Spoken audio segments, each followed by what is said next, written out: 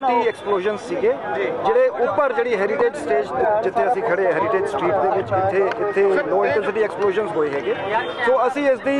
Scientifically investigation ਕਰ ਰਹੇ ਹਾਂ ਸਾਡੀ ਫੋਰੈਂਸਿਕ ਟੀਮ ਇੱਥੇ ਮੌਕੇ ਤੇ ਹੈਗੀ ਤੇ ਕੋਈ ਵੀ ਸਾਨੂੰ ਟ੍ਰਿਗਰਿੰਗ ਮੈਕੈਨਿਜ਼ਮ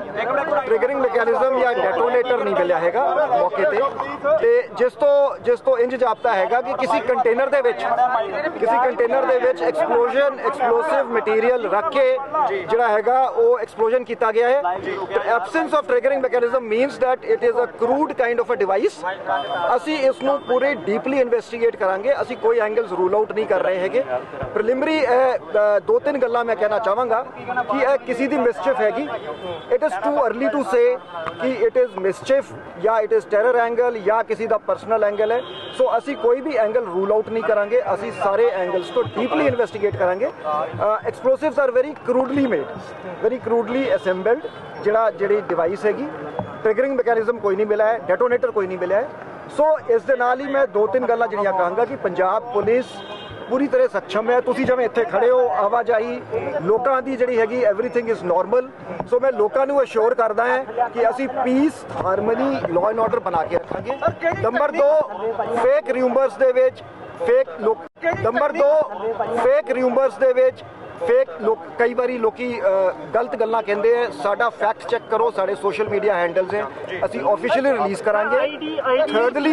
ਵਾਈਟ ਪਾਊਡਰ ਬਰਾਮਦ ਹੋਇਆ ਸੀਗਾ ਥੋੜਾ ਜਿਹਾ ਦੇਖੋ ਜੀ ਆਈਈਡੀ ਤੇ ਕੋਈ ਵੀ ਜਿਵੇਂ ਮੈਂ ਕਿਹਾ ਜਿਹੜਾ ਕਰੂਡ ਐਕਸਪਲੋਜਨ ਹੈ ਜੀ ਸੋ ਬੇਸਿਕਲੀ ਆਈਈਡੀ ਹੁੰਦੀ ਹੈ ਜਿਹਨੂੰ ਆਪਾਂ ਕਹਿੰਦੇ improvised explosive device so anything which causes an explosion is an IED so we are looking into it कि यह किसी शरारती बंदे की मिसचिफ हैगी या यह कोई ऑर्गेनाइज्ड अटैम्प्ट है किसी का कोई मॉड्यूल हैगा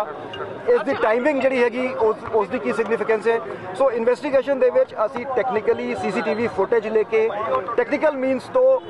ਜਿਹੜੇ ਵੀ ਸਾਨੂੰ ਇੱਥੇ ਮੌਕੇ ਤੇ ਲੋਕ ਸੀਗੇ ਸਾਰਿਆਂ ਨੂੰ ਇਨਵੈਸਟੀਗੇਸ਼ਨ 'ਚ ਜੁਆਇਨ ਕਰਾ ਕੇ ਅਸੀਂ ਇਸ ਨੂੰ ਥ੍ਰੈਡ ਬੇਅਰ ਕਰਾਂਗੇ ਕਿ ਇਹ ਕਿਵੇਂ ਹੋਈ ਗੱਲ ਪਰ ਸਰ 2 ਦਿਨਾਂ ਦੇ ਵਿੱਚ ਕੀ ਅਪਡੇਟ ਹੈ ਜੀ ਹੁਣ ਤੱਕ ਦਾ ਕੀ ਅਪਡੇਟ ਕੋਈ ਦਿਸ ਇਜ਼ ਦੇਖੋ one person has received minor injuries today ਤੇ ਇੱਕ ਮਾਈਨਰ ਇੰਜਰੀਜ਼ ਪਰਸੋਂ ਵੀ ਰਿਸੀਵ ਹੋਈਆਂ ਸੀ ਐਜ਼ ਆਈ ਸੈਡ ਕਿ ਇਹ ਬਹੁਤ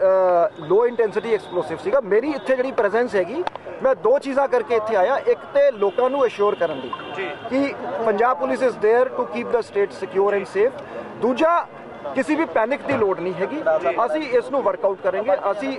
ਹੁਣ ਤੱਕ ਹਾਲੇ ਤੱਕ ਜਿਹੜੇ ਵੀ ਕੇਸ ਸਾਡੇ ਰਿਪੋਰਟ ਹੋਏ ਹੈ ਪੰਜਾਬ ਪੁਲਿਸ ਨੇ ਸਕਸੈਸਫੁਲੀ ਵਰਕਆਊਟ ਕੀਤਾ ਜਿਹੜੀ ਹੈਗੀ ਉੱਪਰੋਂ ਥੱਲੇ ਡਿੱਗ ਪਈ ਤੇ ਇੱਕ ਐਕਸਪਲੋਜਨ ਹੋ ਗਿਆ ਆਵਾਜ਼ ਕਾਫੀ ਹੋਈ ਪਰ ਅਦਰਵਾਈਜ਼ देयर वर नो ਸ਼ਾਰਪਨਲਸ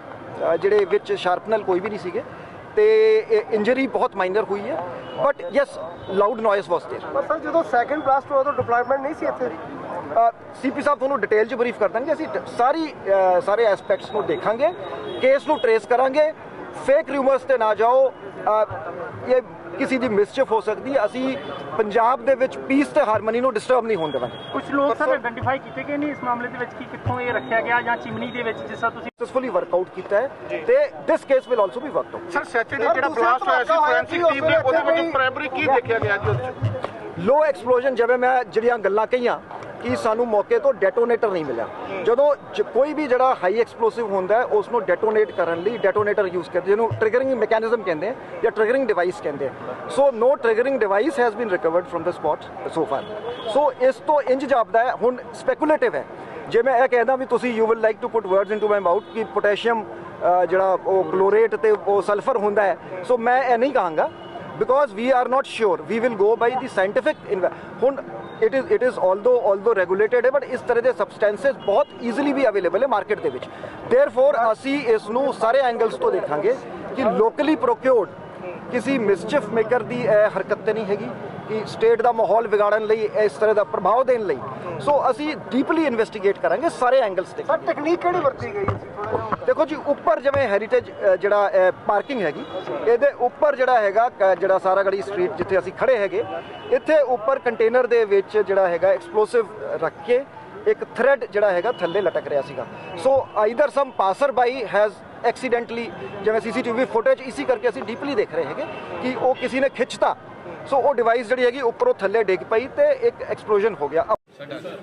देखो मैं इस गल ਨੂੰ ਸਮਝਦਾ ਹੈਗਾ, ਇਹ ਮੇਰੀ ਸਟੇਟਮੈਂਟ ਨਹੀਂ ਹੈ, ਇਹ ਮੈਂ ਵੈਸੇ ਸ਼ੇਅਰ ਕਰ ਰਿਹਾ ਤੁਹਾਡੇ ਨਾਲ। ਮੈਂ ਇਸ ਗੱਲ ਨੂੰ ਸਮਝਦਾ ਹੈਗਾ ਕਿ ਤੁਹਾਡੀ ਬਹੁਤ ਵੱਡੀ ਜ਼ਿੰਮੇਵਾਰੀ ਹੈ, ਤੁਸੀਂ ਸਵੇਰ ਦਾ ਵੇਟ ਕਰ ਰਹੇ ਹੋ। ਇਸ ਕਰਕੇ ਵੀ ਵਾਂਟ ਕਿ ਜਦ ਵੀ ਤੁਹਾਨੂੰ ਅਸੀਂ ਬਾਈਟ ਦਈਏ ਪੂਰੀ ਜ਼ਿੰਮੇਵਾਰੀ ਨਾਲ ਦਈਏ।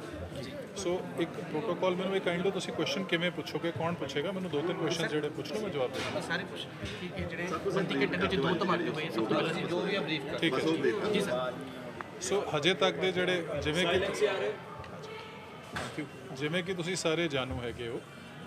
ਪੰਜਾਬੀ ਇੰਗਲਿਸ਼ ਹਿੰਦੀ ਕੀ ਰਹੇਗਾ? ਲਾਈਵ ਚੈਨਲ ਪਲੀਜ਼ ਥੋੜਾ ਲਾਈਵ ਚੈਨਲ। ਜੈਸੇ ਜਿਵੇਂ ਕਿ ਤੁਸੀਂ ਸਾਰੇ ਜਾਣਦੇ ਹੈਗੇ ਹੋ,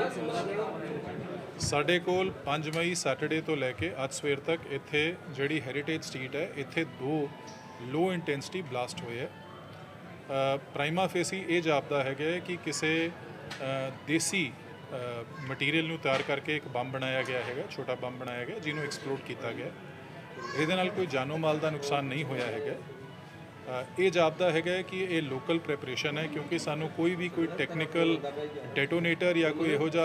ਜਿਹੀ ਚੀਜ਼ ਨਹੀਂ ਮਿਲੀ ਜਿਸ ਤੋਂ ਇਹ ਸਾਬਿਤ ਹੋਵੇ ਕਿ ਕੋਈ ਬਹੁਤ ਟੈਕਨੀਕਲੀ ਐਡਵਾਂਸ ਡਿਵਾਈਸ ਹੈ। ਦੋਨੋਂ ਜਿਹੜੇ ਹੈਗੇ ਜਿਹੜੀ ਪ੍ਰੀਲਿਮਿਨਰੀ FSL ਰਿਪੋਰਟਸ ਹੈ ਉਸ ਤੋਂ ਇਹ ਜਾਪਦਾ ਉਹ ਦੱਸਿਆ ਗਿਆ ਹੈਗਾ ਕਿ ਇਹ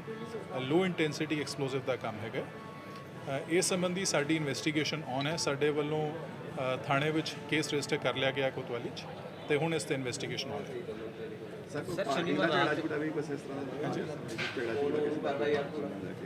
ਦੇਖੋ ਜੀ, ਇਹ ਬੜਾ ਸੈਂਸਿਟਿਵ ਮਸਲਾ ਹੈਗਾ। ਇਹਦੇ ਵਿੱਚ ਕਈ ਇਹੋ ਜਿਹੀਆਂ ਚੀਜ਼ਾਂ ਸਾਡੇ ਧਿਆਨ ਵਿੱਚ ਹੈਗੀਆਂ। ਜਦ ਤੱਕ ਇਸ ਚੀਜ਼ ਦਾ ਫਾਈਨਲ ਕੋਈ ਕਨਕਲੂਜਨ ਸਾਹਮਣੇ ਨਹੀਂ ਆ ਜਾਂਦਾ ਜਾਂ ਸਾਡੇ ਕੋਲ ਕੋਈ ਸਪਸ਼ਟ ਨਤੀਜਾ ਨਹੀਂ ਆ ਸਕਦਾ, ਮੈਂ ਕੁਝ ਵੀ ਨਹੀਂ ਕਹਿ ਸਕਾਂਗਾ। ਬਟ ਯੈਸ, ਮੈਂ ਇਸ ਗੱਲ ਦਾ ਯਕੀਨ ਦਿਵਾਉਣਾ ਹੈ ਕਿ ਇਸ ਮੁਤਲਕਾ ਜੋ ਵੀ ਪਹਿਲੂ ਹੋ ਸਕਦੇ ਆ, ਸੰਭਾਵਿਤ ਪਹਿਲੂ, ਉਹਨਾਂ ਸਾਰਿਆਂ ਤੇ ਸਾਡੇ ਵੱਲੋਂ ਤਹਿਕੀਕਾਤ ਕੀਤੀ ਜਾ ਰਹੀ ਹੈ। ਟੈਰਰ ਐਂਗਲ ਹੈ ਕਿ ਨਹੀਂ ਹੈ? ਸਭ ਤੋਂ ਪਹਿਲਾਂ ਦੇਖੋ, ਮੈਂ ਇਹ ਕਹਿਣਾ ਚਾਹੂੰਗਾ ਕਿ ਜਿਵੇਂ ਮੈਂ ਸ਼ੁਰੂ ਦੱਸਿਆ, ਇਹ ਲੋ ਇੰਟੈਂਸਿਟੀ ਐਕਸਪਲੋਸਿਵ ਹੈ। ਲੋ ਇੰਟੈਂਸਿਟੀ ਐਕਸਪਲੋਸਿਵ ਮਤਲਬ ਇਹ ਹੁੰਦਾ ਹੈ ਕਿ ਇਹਦੇ ਵਿੱਚ ਜਿਹੜਾ ਕੋਈ ਘਰੇਲੂ ਸਮਾਨ ਹੁੰਦਾ ਹੈ, ਜਿਵੇਂ ਕੋਈ ਨਾਈਟ੍ਰੇਟ ਹੋ ਗਿਆ, ਕੋਈ ਫਾਸਫੇਟ ਹੋ ਗਿਆ, ਜਾਂ ਜਿਵੇਂ ਪਟਾਕਿਆਂ 'ਚ ਪੈਣ ਵਾਲਾ ਸਮਾਨ ਹੈ, ਉਸ ਟਾਈਪ ਦਾ ਸਮਾਨ ਵੀ ਵਰਤਿਆ ਗਿਆ ਹੋ ਸਕਦਾ ਹੈ। ਆਮ ਤੌਰ ਤੇ ਇਸ ਤਰੀਕੇ ਦਾ ਜਿਹੜਾ ਹੁੰਦਾ ਹੈ ਸਮਾਨ, ਉਹ ਦਹਿਸ਼ਤਗਰਦੀ 'ਚ ਘੱਟ ਦੇਖਿਆ ਗਿਆ ਹੈਗਾ, ਤੇ ਕੋਈ ਨਾ ਕੋਈ ਜੋ ਲੋਕ ਸ਼ੈਤਾਨੀ ਕਰਦੇ ਆ ਜਾਂ ਕੋਈ ਇਸ ਤਰੀਕੇ ਦੀ ਕੋਈ ਗੜਬੜ ਕਰਦੇ ਆ, ਉਹਨਾਂ ਨਾਲ ਸੰਬੰਧਿਤ ਪਾਇਆ ਜਾਂਦਾ ਹੈ।